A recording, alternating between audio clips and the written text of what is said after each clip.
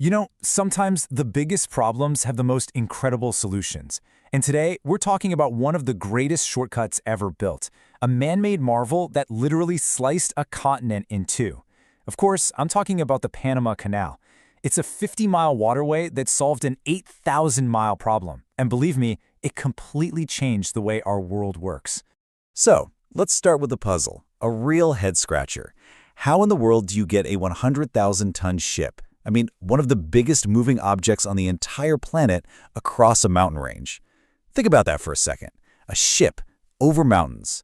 And here it is in action. Just look at the size of this thing. You've got these absolutely massive container ships jammed full of, well, everything, from your new phone to your kids' toys, and they're being threaded through what looks like the eye of a needle. It's just incredible. The whole scale of it almost doesn't seem real. So what's the secret? Well, it's one of the most brilliant pieces of out-of-the-box thinking in history. You don't go through the mountains. No way. You go over them. And how do you do that? Simple. You build the ship a staircase made of water. A staircase of water? That sounds pretty cool, right? But what does it actually mean? Well, let's get into it. Think of it as a giant water elevator. Okay, so the absolute heart of the Panama Canal is something called a lock system. What is it? Basically, it's a series of huge, watertight chambers that do one thing. They lift ships up, and then they lower them back down. And we're not talking a little lift. The goal here is to raise these gigantic ships 85 feet. That's like lifting them to the top of an 8-story building, all the way up to an artificial lake called Gatun Lake, which is the main highway across Panama. And the way it works is just genius in its simplicity. Here's the breakdown. A ship sails into one of these chambers. Whoosh, these massive steel gates close behind it. Then, water from the lake above just flows down into the chamber, and like a rubber duck in a bathtub, the ship rises up with the water.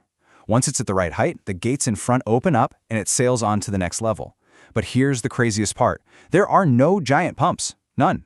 The whole thing is powered by plain old gravity. And to go down on the other side, you just do the whole thing in reverse.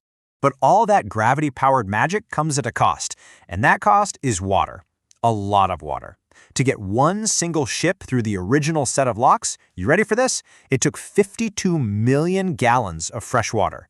Every single time. All of it flowing down from that big lake in the middle. Okay, so we know how it works, which is amazing.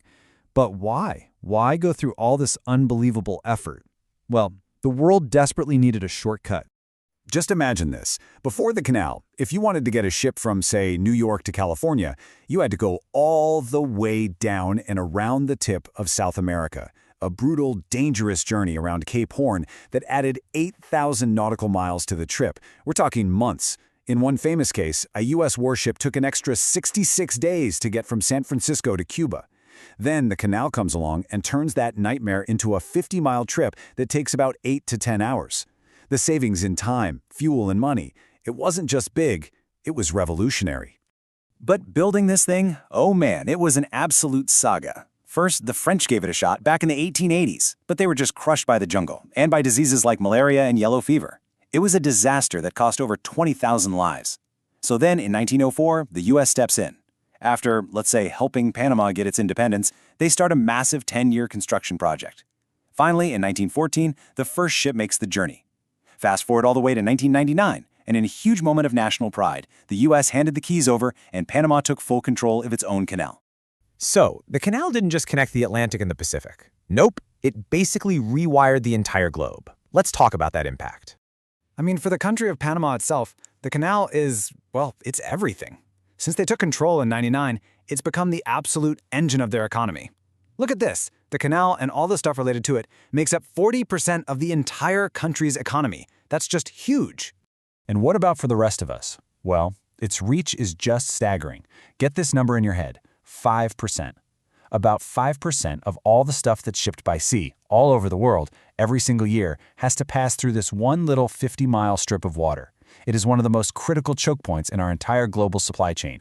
And that 5% really starts to make sense when you see the numbers. The canal is the hub that connects 144 different shipping routes. It helps goods get to 1,700 ports in 160 different countries.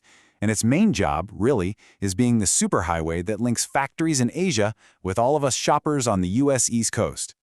But here's the thing about progress, right? Global trade exploded, and the ships, well, they got bigger, a lot bigger. And suddenly, the original canal, this absolute masterpiece of engineering, was starting to look a little small. It was becoming a traffic jam. So it was time for an upgrade. Bigger, better, and way, way busier. You see, for years and years, if you were building a big ship, you built it to Panamax size. That was the biggest it could be to fit through the Panama Canal, carrying maybe 5,000 containers. But then, the era of the megaship arrived. The new Neo-Panamax ships could carry almost 3 times that, around 14,000 containers. The old canal, it just wasn't big enough anymore.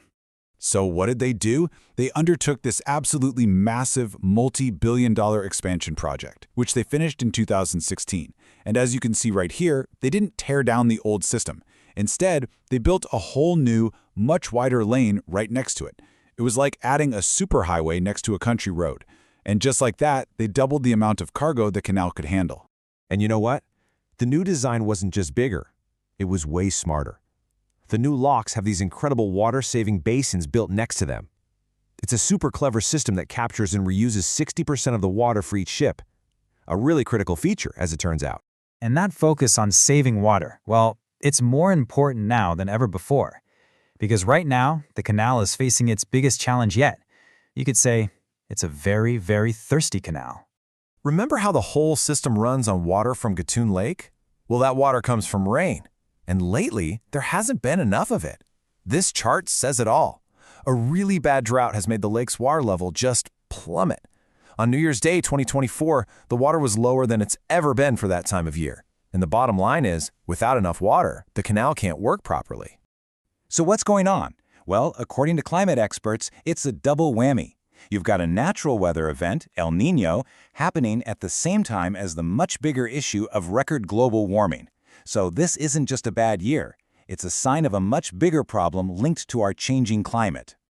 And the effects are already hitting us. The canal has had to seriously cut back on the number of ships it lets through each day, down from about 38 to just 24.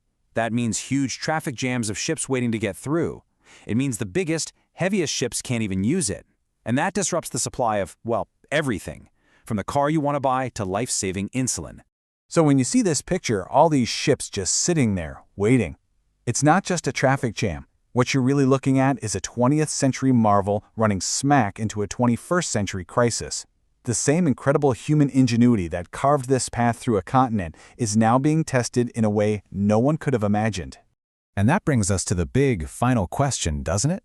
The Panama Canal was born from the idea that we could conquer geography itself. But now, over 100 years later, can that same spirit of ingenuity conquer climate change? The future of global trade might just depend on the answer. Don't forget to like and subscribe for more How Meets History.